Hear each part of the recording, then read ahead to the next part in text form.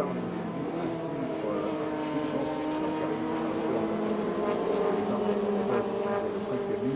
les numéros 1 et 4, c'est vrai que ce plateau est extrêmement international. C'est aussi quelque part une démonstration supplémentaire de l'attrait que les produits Renault Sport ont toujours suscité depuis de nombreuses décennies. Enfin, pour une belle aventure qui, au niveau de la Formule Renault, a vraiment commencé dans les années 70.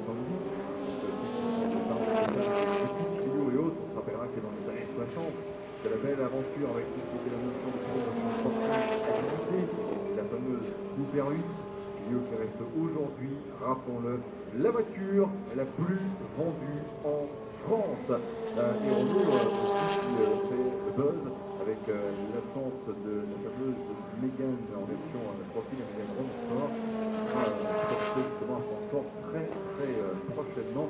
Cela aussi, c'est l'actualité automobile, innovation produit et en même temps valorisation des produits à caractère sportif pour répondre aux attentes du public le plus large. Et c'est là aussi bien justement une des grandes qualités de la maison Renault, à savoir répondre aux attentes de l'ensemble des consommateurs.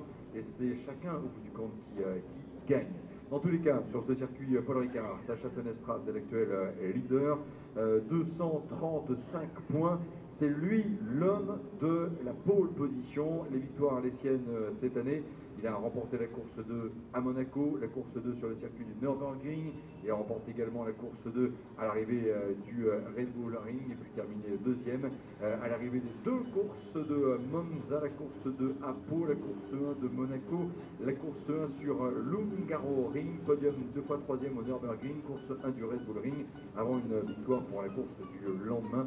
Cela vaut à Sacha Fenestras d'être ainsi le leader avant d'arriver là sur la grille de départ de cette première manche de l'Eurocup Formule Renault. Sacha Fenestras qui porte le numéro 11 et qui est avec les couleurs du team allemand, le Joseph Kaufmann Racing, et qui devance ainsi Robert Schwarzmann, le pilote russe de l'équipe française de RSGP pour les pilotes de la première ligne. La deuxième donc avec la Belgique dans la course, c'est Max De Fourny, numéro 9. Il aura pour voisin Charles Milesi, donc le pilote Ricard que l'on retrouve dans le championnat nord-européen, le NEC. Il est numéro 40 avec également les couleurs du team RSGP. Troisième ligne de la grille de départ, numéro 1. Nous allons faire un tour par la Chine avec Yefei Ye, pilote de l'équipe allemande Joseph Kaufmann Racing numéro 1. Il a devancé en qualification pour la troisième ligne et donc la sixième place sur la grille de départ Gabriel Aubrich, autre pilote de la délégation française, avec les couleurs du Tech One Racing. Quatrième ligne de la grille de départ, alors que l'on présente le panneau 5 minutes à l'instant. Quatrième ligne de la grille de départ, Will Palmer, le pilote anglais du team RSGP. Il a devancé en qualification numéro 31, le jeune américain Neil Verhagen, qui fait partie d'ailleurs de ce club des très jeunes pilotes, autrement dit ceux qui ont effectivement tout juste 16 ans. C'est le cas pour ce pilote du team néerlandais, le MP Motorsports. Neil Verhagen s'est donc ainsi qualifié en 8e position. 5e ligne de la grille de départ. La Hollande tout d'abord avec Richard Verscourt et la monoplace FR 2.0 du team MP Motorsport numéro 29. Il a devancé numéro 33, Daniel Ticktum, l'anglais, pilote de l'écurie Ardennes.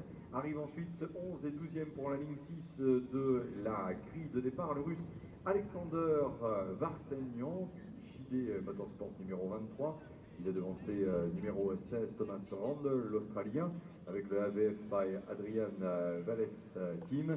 7e ligne de grille, numéro 7, Max Futrell du team Tech One Racing. Max Futrell a devancé avec le numéro 13. Enrique Chavez, le portugais du AVF by Adrian Valles Team. Les 15 et 16e pour les pilotes de la 8e ligne de la grille de départ. Jarno Hopmer, le pilote néerlandais du MP Motorsports. Il a devancé pour la 16e place, de sorte ainsi à compléter la 8e ligne.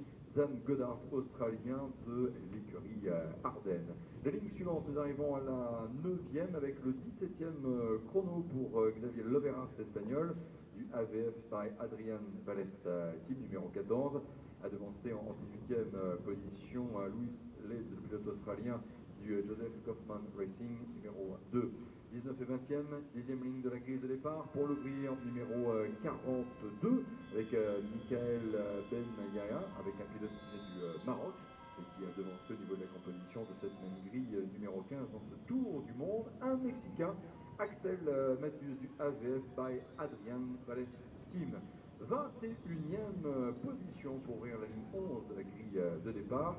Le Fortec Motorsport à l'honneur avec l'anglais Frank Bird, numéro 19. Il est devancé numéro 6, Thomas Neubauer, qui est justement pilote français de l'écurie Tech One Racing. Thomas Neubauer qui a ainsi le 22e chrono. Les lignes suivantes, nous arrivons à la 12e avec tout d'abord pour l'ouvrier numéro 23.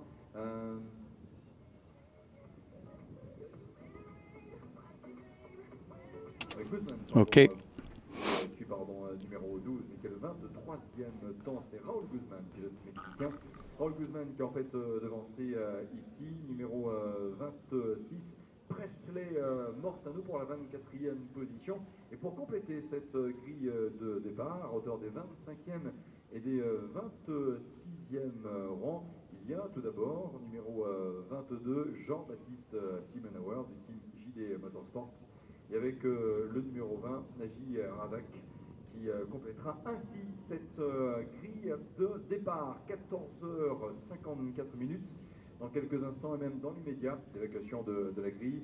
Puis on va ensuite, eh bien, tout simplement replier les parapluies jaunes pour l'essentiel, la couleur de Renault Sport, et de procéder naturellement à une évacuation complète de la grille de départ. 26 voitures en piste. Et un grand bonjour à Christian Lavieille, également l'un des consultants de ce circuit Paul Ricard, que l'on retrouvera également dans quelques courtes semaines. Ce sera effectivement même pas 3 tout au plus pour se retrouver à la mi-septembre. Là pour le Bol d'Or, Sacha Fenestras, chers amis, le pilote de la pole, et Robert Schwarzman. Le duel promet d'être haletant. Sacha Fenestras, 235 points. Attention également à Max de Fourny, bref, de toute façon, attention à tout le monde. Et notamment mention particulière pour Charles Milesi, Wildcard, GP Team, qui, pilote français, a étonné également tout le monde en décrochant le 4e chrono. Au niveau de la fusion des temps entre le groupe A et le groupe B, nous allons forcément vivre de très bons moments dans les prochains instants. Une course qui promet d'être extrêmement spectaculaire. L'Eurocup Formule Renault, c'est une très belle histoire. Un circuit Paul Ricard qui développe 5 km 842.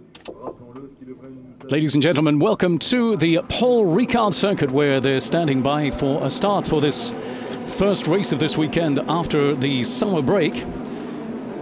Back in action following the summer break, the drivers returning to competition at the 8th meeting of the season here. The battles promise to intensify on the same track that will be hosting the 2018 Formula One French Grand Prix. Winners here over the past 5 years have included Robin Freins, Stoffel van Dorn, Pierre Gasly, Nick de Vries and Lando Norris. On the pole position right now, Sacha Fenestras, as we can see on our screen. Sacha's been putting in some fabulous performances right throughout the year. Sacha Fenestras in this morning's qualifying again, putting in some excellent laps, and we'll be seeing him again trying to spread his lead in the championship. 27-point lead as he goes into this race from Robert Schwartzman from Aris GP. And a 29-point advantage over Will Palmer, who was leading the championship at the early part of the season. The French driver will look to widen the gap, but the rivals are trying to answer back, especially the Briton, who hasn't won since Monaco. The rookies are doing very well with this first win at the Red Bull Ring. Renault Sport Academy driver Max Futrell from Tech One Racing narrowed his gap to Red Bull Junior team member Daniel Ticktum from Arden Motorsport. As they circle the track in their formation lap, the green car of Fenestras warming up his tyres. Track temperature 36 degrees as the air temperature outside. Currently 28, but it feels a lot hotter than that outside. Here in the south of France, of course, that's not unusual at this time of year. So the drivers will be sweltering in their driver suits, in their cars out there this morning.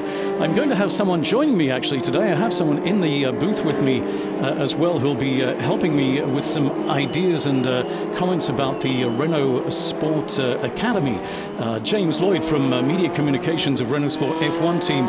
James, good afternoon. Welcome to the commentators box. Thanks very much. Thanks for having me. And it looks like it's going to be a really very good conditions. I won't say perfect conditions because they're a little bit hot out there this afternoon for the cars. That's actually why they weren't able to get up to the sorts of speeds that we were seeing cars putting in here the last couple of years. Those hot conditions really making it difficult to get the top speeds. As they line up on the grid for the start of this first race of the weekend. Reminder, Sacha Fenestraz with a time of 2:04.570 on pole position, just ahead of Robert Schwartzman from RSGP. Two other RSGP cars just behind. As we just saw, I think it was car number 13 of Enrique Chavez putting in some interesting wheelies there on the starting grid as well. Lining up the Red Bull cars. Reminder, of course, there are 3 Red Bull Junior Team drivers and 3 Renault Sport Academy drivers among the different academies out there on the track today. James, we'll be talking a little bit about this during the race, but it is extremely important for these drivers to get this experience, obviously, in the run-up to the Formula One as their kind of target for the future.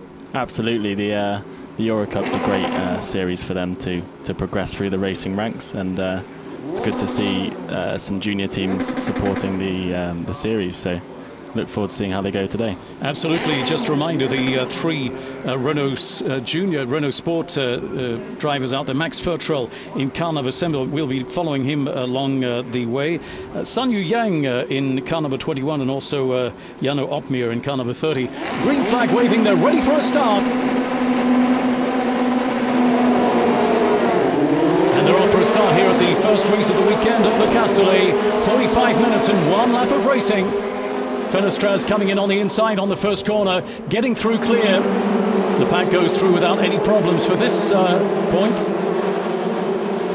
Fenestraz leading, an attack happening with De Forny going in on the inside. He's going on the outside. De Forny attacking. Will he get around?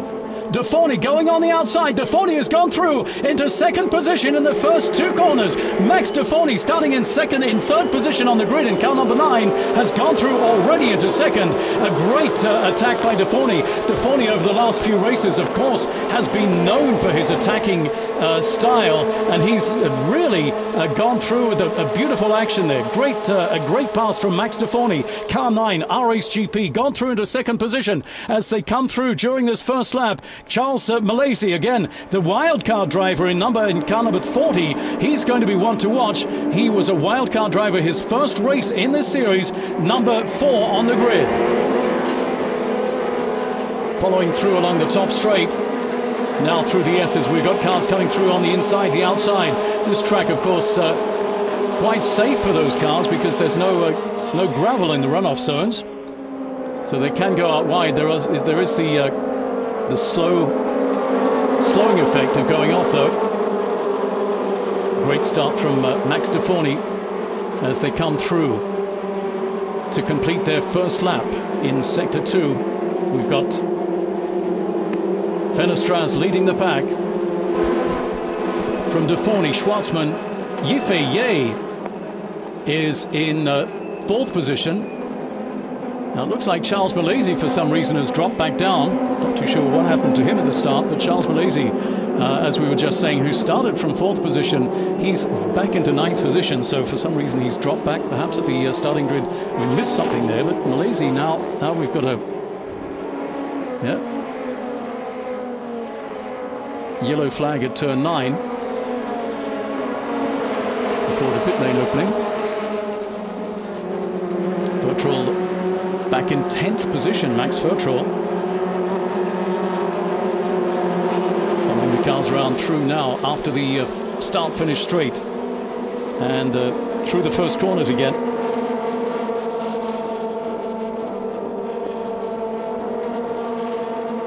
We've got a couple of slow runners down on the straight as well. Connor with 23 and 15. Not too sure what's happening with them as well. We've got someone trying to check out what's happening there.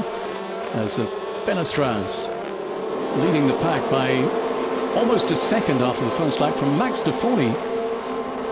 As we've seen, I think the most spectacular performance from Defoni was in Monaco when he did two absolutely fantastic overtaking maneuvers there. One in the uphill just going into this casino area, and one down through the Portier.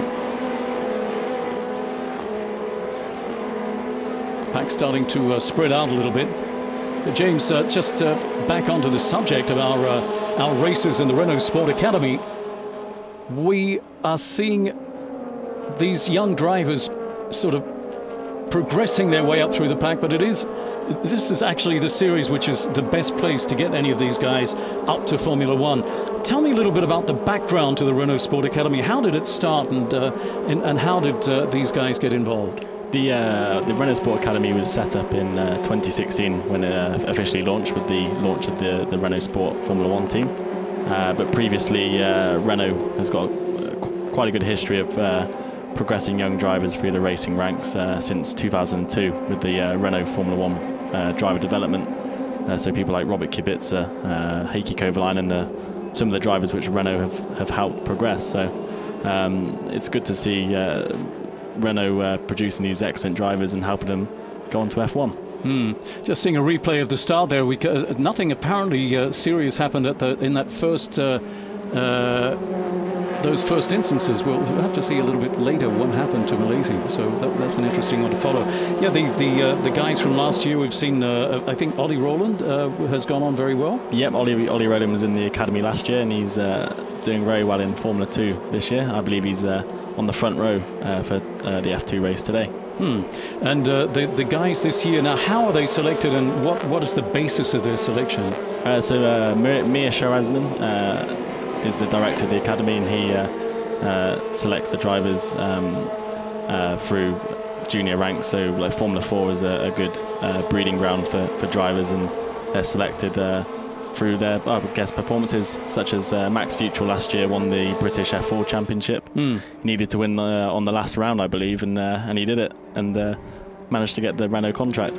Now he's number 2, I think, in the rookies at the moment, so he's doing quite well indeed. Yep, he won his first race in Austria in the Eurocup to close the gap to Dan Tickton to 3 points. So it was very important for Max to get the win, because he's always been knocking on the door, a couple of fourths. But no, he had a superb outing in the Red Bull Ring. Absolutely. The other thing, of course, that we see is that there are other academies. The Red Bull, we've got the Telmex, we've got the SMP. What's different about what Renault's doing? Well, obviously Renault, like I said, good breeding ground for young drivers, and we like to send our drivers to like training camps. So they've recently come back from France on a cycling trip. So it's good to get them out and about, seeing different sites of Europe, and training and getting to know each other as well, which is quite important. Yeah, absolutely. And in this kind of racing, we're just seeing an attack happening at the moment from one of the Red Bull cars. These guys are really going for it here on this track in Le Castellet. It seems like they're finding this is an easy one to attack on. It's not like the street circuits, for example, and we're seeing some pretty interesting action happening here. I think it's the time of the year where people and drivers need to make a bit of a stand and try and stand out. So it's good to see them going for these overtakes and really trying to grab some points. Looks like we've got a bit of pressure on from Schwartzman, putting the pressure back on Max Defoni at the moment. Schwartzman obviously wanting to get back up in the points. He's attacking on the outside. Looks like he's going to get through. Car number 10, Schwartzman in through. Now it's a one-on-one battle between these two guys. Back and forth between Defoni and Schwartzman. What a brilliant performance for going for second position. And as we said, Defoni really putting in some excellent performance. So battle in this race really happening for second right at the moment. Fenestraz pulling away from the rest of the pack as Schwartzman goes back through. And will Defoni get back through on the outside? No, Schwartzman's taken the second place back that he felt that he rightfully should keep. Robert Schwartzman in car number 10, RSGP, taking second place back as Deforney goes back through on the inside. And this is a fantastic race for second position. Deforney now attacking on the outside. He's going through on the outside. Coming through back into the Bourset double right before they come through to the Bender corner. Didn't get back through yet though, Deforney.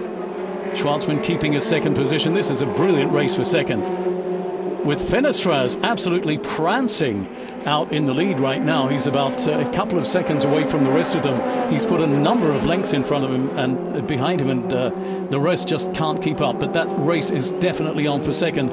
Very, very important for the points, as the Fenestraz is going to pull away even more in the rankings with this race.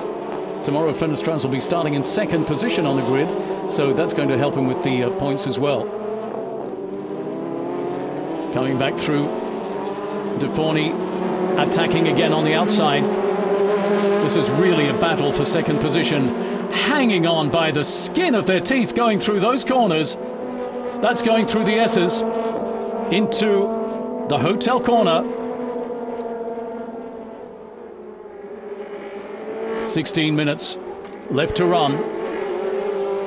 And there's an incident with car number 31 that's going to be looked at after the race. That's the Red Bull Neil Verhagen. Absolutely. Wonder what's happened there. Probably an incident between two of the cars. We didn't see that one either. A very long image of these cars coming through. This is a very interesting circuit, of course, a circuit that has a very, very long history indeed. And as we said, we're going to be seeing the French Formula One Grand Prix coming back here next year for the next 5 years, I do believe. And so I guess you'll be back here as well, so that'll be interesting. Yeah, I think all the plans and the build-up has already started, so very exciting. Yep. And I guess they're going to be having to further develop the infrastructure here. They put a number of over the last year, I think they put in a lot of money in just the last year. I think they put in 2 million, if that's right. This year they're putting in 2 million. Just looking at my screen, 15 million they've put into the track in the last 5 years to bring this track up to really up to the standard of Formula One today. So these young drivers on really one of the best tracks that you can find out there today. It's a brilliant track to race on. It was known as the high-tech test track when they first brought it back onto the online. High-tech because, of course, of the way they've done the corners and the runoff zones that are absolutely safe for any car testing at all. So this is really a great track to for the guys to work on. I think your guys do a bit of testing here as well. Yeah, Renault test here a fair amount. I know Robert Kubica was here about a month ago, and Sergei Sorokin, the third and reserve driver for Renault, has been here on a number of occasions. Absolutely, we've got a Formula One car parked in the pit lane as well, in the paddock as well. A little bit of inspiration for the guys.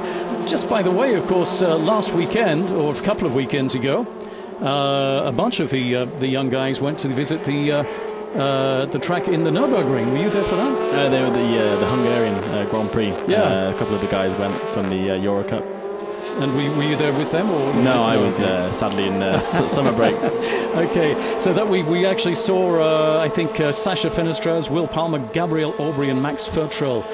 They went to the Nürburgring and checked out what was going there. They hung out with Nico Hülkenberg, Jolyon Palmer, of course, and Sergei Sorokin. And they also met with Paul Seeby as well, as Nico Hülkenberg's physical therapist. And again, that's one of those things that really becomes more and more important as the level gets higher. We were talking, of course, to the young guys a bit earlier on from the Renault Sport Academy and the other academies, and they were talking about just how important already at this point the physical training is. This is really grueling for these guys. Yeah, they get to use the facilities at Enston, which are high-tech and state-of-the-art, and use all the fitness equipment we have there, which is really good for them. Fenestraz continuing to lead. He's about 1 second ahead of the rest of the pack. He's letting it off a little bit. He's not going to push too hard because he wants to keep that lead. We've got an attack happening on the outside now. That's car number 2 going through on the outside. Lewis leads, the Australian driver, and He's currently quite a bit further back in the pack. He's in 20th position. So we're seeing some really good action, even if they're not going for the points. He wants to just show what he's worth and get through into those, get through higher into the position. We've got a car number 5, apparently a possible false start, also going to be investigated after the race. So that's going to be looked at after the race. Car number 5 is Thomas Maxwell, the Thomas Australian. Maxwell, the other Aussie. We've got lots of Aussies here as well. I keep talking about that because, of course, I'm an Aussie, so it's one of those things we talk about. But there are more Aussies in the Renault, the Formula Renault Eurocup than any other nationality. So that's actually quite interesting. Other Asians there as well. We've got Indonesian, Malaysian, Chinese. We have drivers from Mexico, from America, from Russia. We've got people from all over the world. This is an incredibly international circuit. Whoa, we've got Fenestras going wide. He went for an amazing slide there, just going out through that top corner. That was going through Saint-Baume after the camp corner. And just a very difficult one as well, because it's a double. You've got a double corner from camp corner going through Saint-Baume and then back into the Mistral Straight going along the top. So he's going to have to be very careful.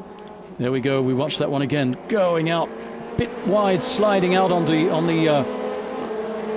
runner. Very, very lucky for Sasha Fenestras not to spin off there and hold that first position. Sasha, you've got to be careful. Hang on to that first position. Now only 0.789 seconds ahead of the rest of the pack. So he's got to be careful now. At the point that we're at now, Schwartzman and De Forny are not going to really have much of a chance to catch up and overtake him. But they're putting the pressure on. They're really putting the pressure on, and Fenestras is feeling that pressure.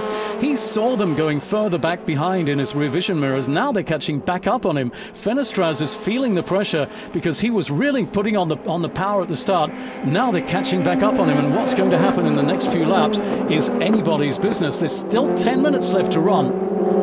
And in those 10 minutes, we know what De Forny's like as well at attacking. He could well go for a double attack and get through. He's probably got that in his mind at the moment, hanging in there, looking for any opportunity as they come back down through the start-finish straight and into the Verrerie S. Me living in France, I can actually say that, which it's one of those French words that takes a while to learn how to say. The Verrerie S, that means the Glassworks S, so I guess they had a Glassworks there at some point. Back through Hotel Corner, Camp Corner, and that's...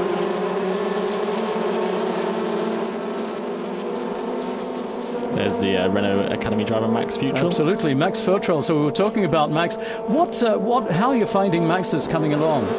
Max has had a really good year. His rookie season in the Eurocup. Obviously, like I said earlier, he's won his first race, which was very important for him because he was always close and he was always just nearly there, and finally he's on the top step. So that's good for his confidence. And hopefully he can press on now and finish the year off on a high note and go into next year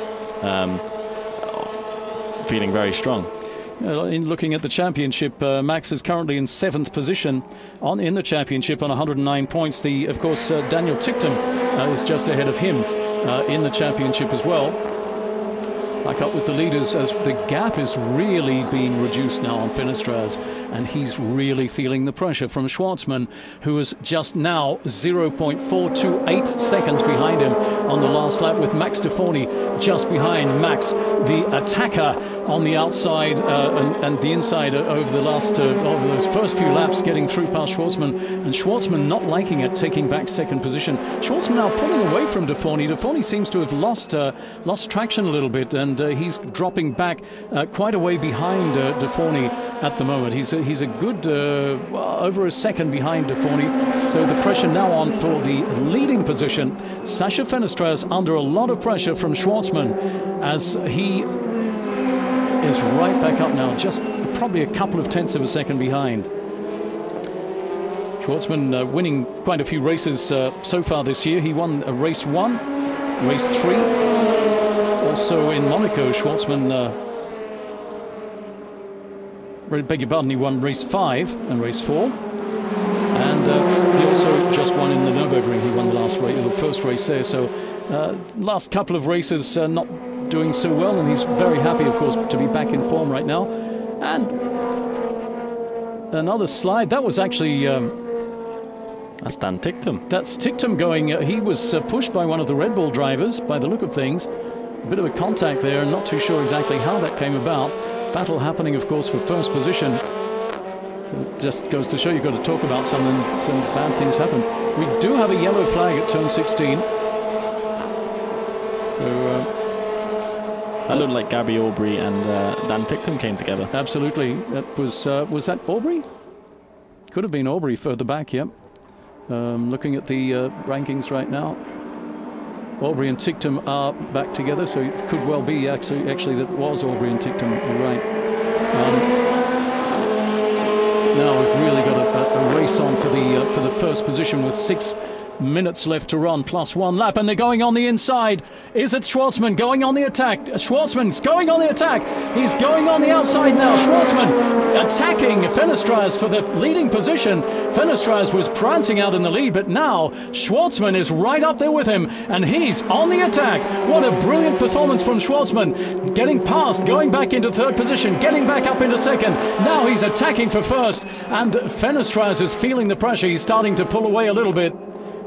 He was taking a little bit easier there, but now he's really, really feeling the pressure from Schwartzman, and at any moment he could put a foot wrong with those hot conditions. Very sticky and difficult to drive as well. We were talking to the drivers about those conditions. The top speed's very difficult with the heat. They can't quite get the top speeds they can normally get. Coming back down through the start-finish straight.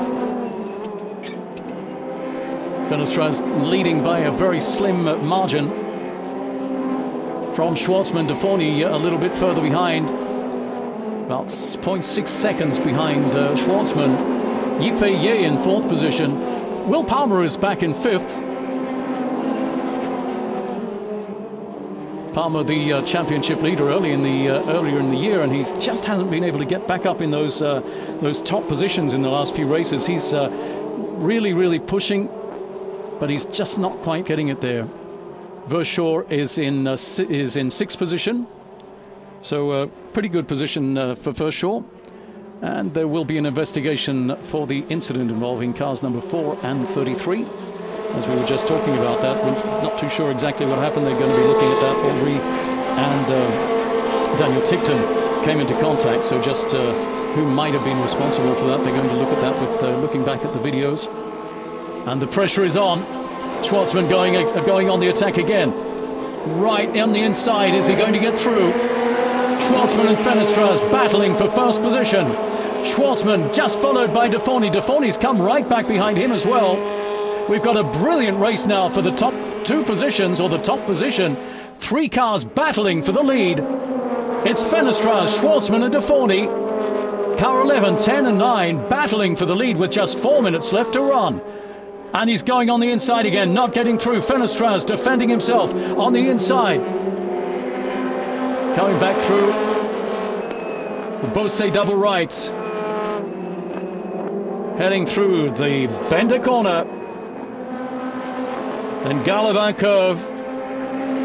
As they head for that last late corner and then bridge corner and then back into the start-finish straight. How much time will separate these cars?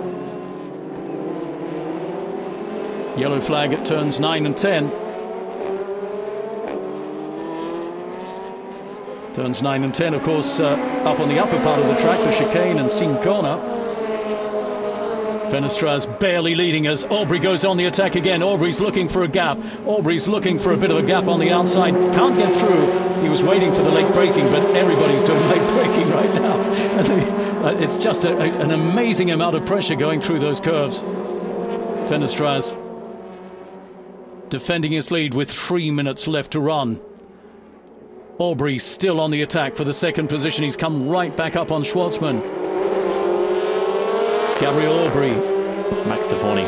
Max De Forney in 3rd position, beg your pardon. Aubrey further back.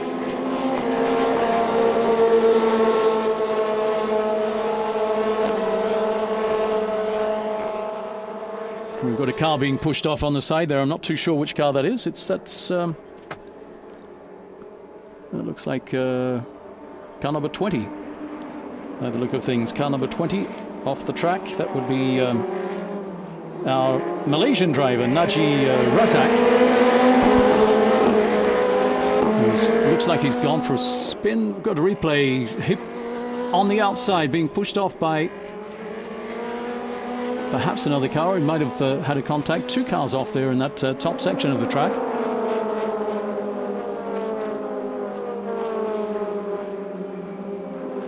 Safety car. We're going to have a safety car just 2 minutes from the end of the race. Just as we've got De Forny attacking again for the second position. Safety car is going to be coming out, and it looks like we're going to be ending the race in the same configuration that we have right now. That's going to make it. That's an unfortunate end for those three, for Schwartzman and De Forny, who were really on the attack there. Now the safety car's out. 1 minute 44 before the final lap. Fantastic image of De Forny on the attack on the inside. Look at that! Wow, just missing the back wheel of Schwartzman. As Schwartzman cut back in on the racing line. And we have 2 cars off. It's car number 20 and car number 25. Car number 25 is Julia Pankovic. Julia Pankovic, the only female driver on the field. And really good to see the girls getting out racing in the single-seaters as well. It's nice to see that as well. Julie from Poland.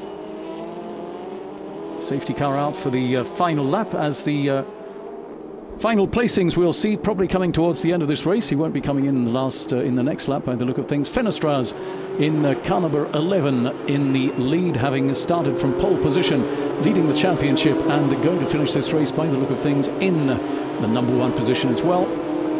In car number 10, it's Schwartzman in second position, followed by De Forny, who has put in a brilliant race. He really put on the show during this race yet again, because he's been, over the last races, he's been putting in a lot of great performances. Doesn't always quite get through, or he does, and then, but we say, well, De Forny's really one of those drivers who goes for it. He doesn't hesitate, he goes for it, and that's exactly what we're looking for in this type of race. Yifei in car number 1 is in 4th position. Yifei won here in F4, I think last year, was it, or before? Replay of that action that we're seeing. Yeah, it's very difficult to know exactly who was responsible there, because we've got 2 cars coming very close through on a very similar racing line. The car number 25 was on the outside, did cut in, so. But again, those are the sort of things that the race direction has to look at a little bit more closely with a magnifying glass and actually see who's responsible. Safety car will be coming in this lap, so we perhaps will have 1 lap to go after the safety car with a bit of luck. Safety car coming in. Fenestras leading from Schwartzman and De Forny and Yifei. Will Palmer in 5th position, and Verschoor in 6th. Malaysia, as we said, he's a wild card. He's in 7th position, and he dropped back from 4th. We don't know why. We'll probably see that and ask him why afterwards. Safety car coming in, 1 lap to go. Will they have 1 more racing lap is the question we're asking ourselves at this point.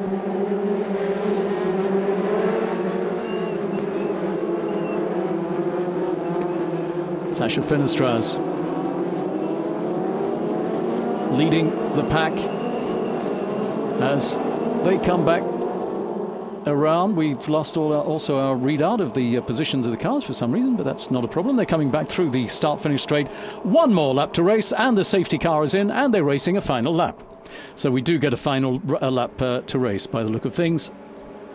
And De Forny warming up the tyres, preparing to go on the attack, I think, by the look of things. With 1 lap left to run, De Forny's he's saying to himself, can I get through to 2nd position in this final lap?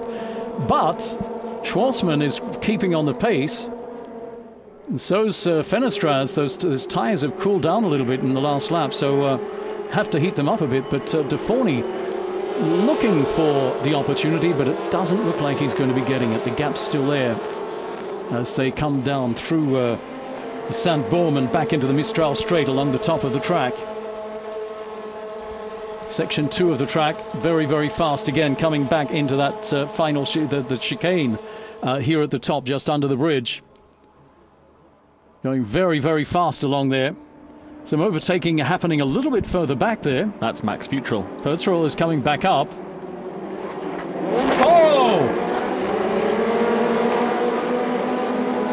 And we have an incredible turn of situation in this last lap. Schwartzman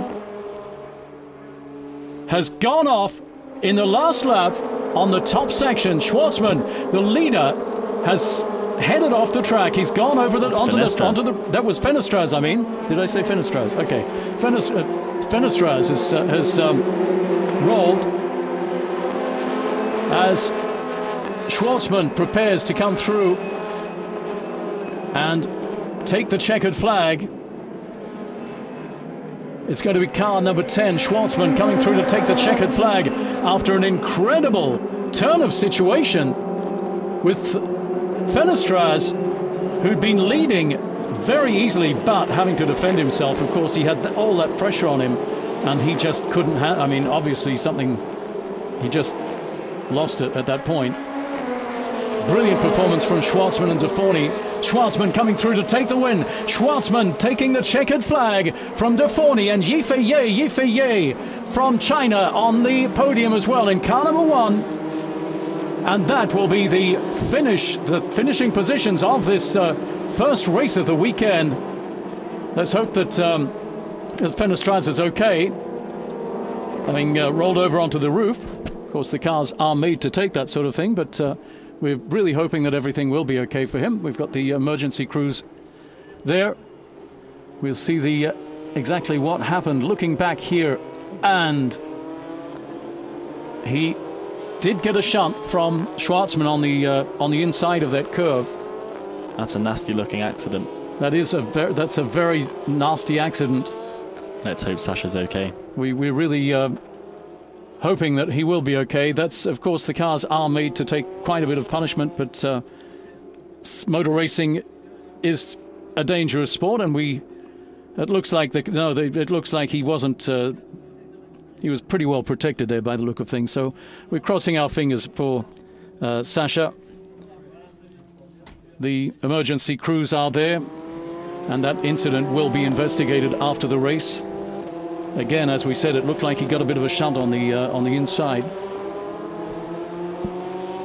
from Robert Schwartzman. Robert going hell for leather and really trying to get the win in those last few turns. And of course, there's a lot of pressure on both sides, so it's difficult to say. And again, these are the sort of things that the race direction has to look at more closely. It's difficult to put our own opinion on something like that, but there we go. We're going to get a look at it again by the look of things. Here we go, and yep, it could have been anyone's game there.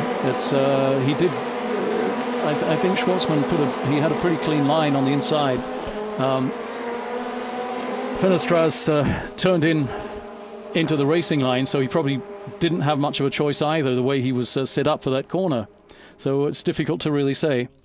And again, the race direction will no doubt look at that very closely and decide exactly who is to blame, if there is someone to blame for that accident. Sometimes it's just a racing action, and you can't really say who's to blame. So in any case, Schwartzman going through to take the win in car number 10.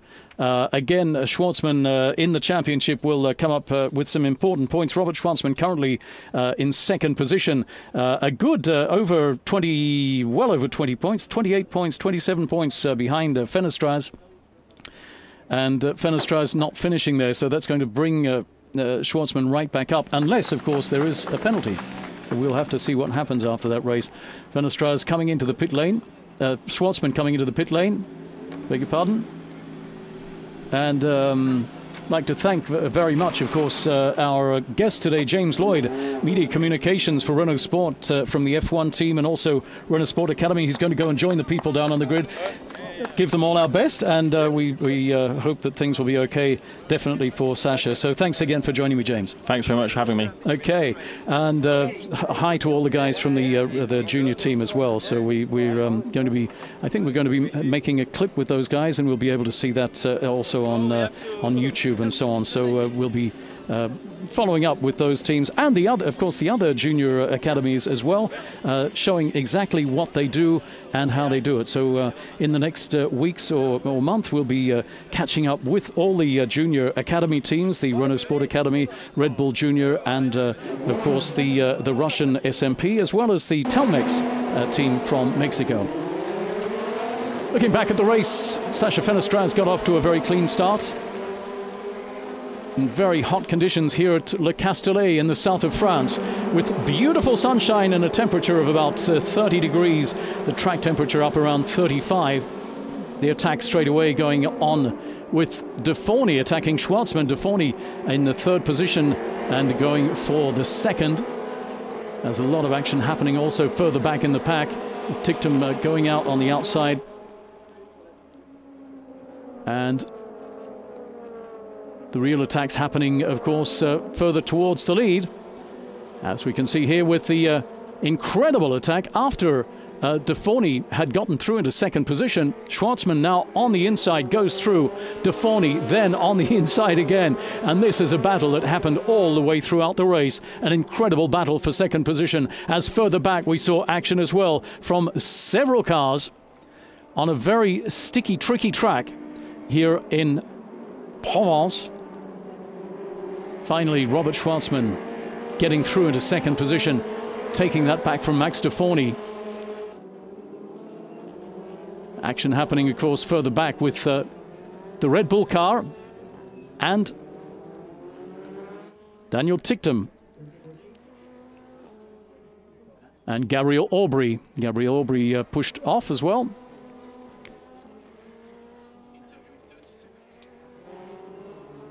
Safety car coming out after a number of incidents, especially at the top of the track. Several cars pushed off.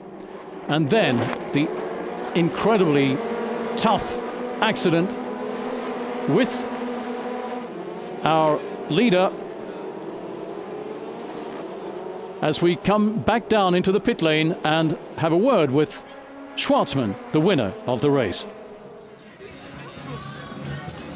Robert, what an eventful and amazing race. Tell us your story about this race today. Well, the race was really hard, and in the beginning I lost a place to my teammate by making a mistake, and then I managed to get it back, and then my pace was really good. I was starting to catch up Sasha, and we were fighting the last part of the race, and at last, like after the safety car reached the last corner in the chicane, I tried to make a maneuver inside. I was already inside, so I didn't do anything wrong because he overbraked in the exit, so I launched him in, and there was a space for me, but I know this like style. He tried to defend around the outside, but I was already there, and I was turning, and I couldn't do anything. I couldn't avoid because I was already on the curb, and I just touched him, and I didn't want it the race ended like this. I don't feel really happy at all, but yeah, it was not like it for me. It was just a race incident. I didn't do it on purpose, and I really enjoyed the race, the first part of the race when we were fighting, and then it just this incident happened, and yeah, I'm like sorry from my part, but I think it's race incidents. Thank you, Robert. As Robert Schwartzman said, a very unfortunate incident in that last lap with Schwartzman unfortunately running into Fenestraz, Sasha Fenestraz, who started in pole position, the current championship leader. Schwartzman winning the race and coming up very close now in the championship, as long as he doesn't get any penalty from that. And of course, back in third position, we have car number 1, Yifei, who started back on the third line on the grid. So it's Schwartzman in first position. In second position, we have car number 9 of De Forny, and in third position, Yifei, finishing the ranking in this race 1 here at Le Castellet in the beautiful, sunny south of France. Tomorrow's racing conditions should be very similar, with hot conditions expected. Very difficult conditions in terms of the fatigue. Even though it's a short race, it's a very hot and tiring race for these young drivers out in the cars here at the Le Castellet track. the Paul Ricard track in the south of France. So we'll be back tomorrow morning. Until then, it's been great having you with us. See you tomorrow.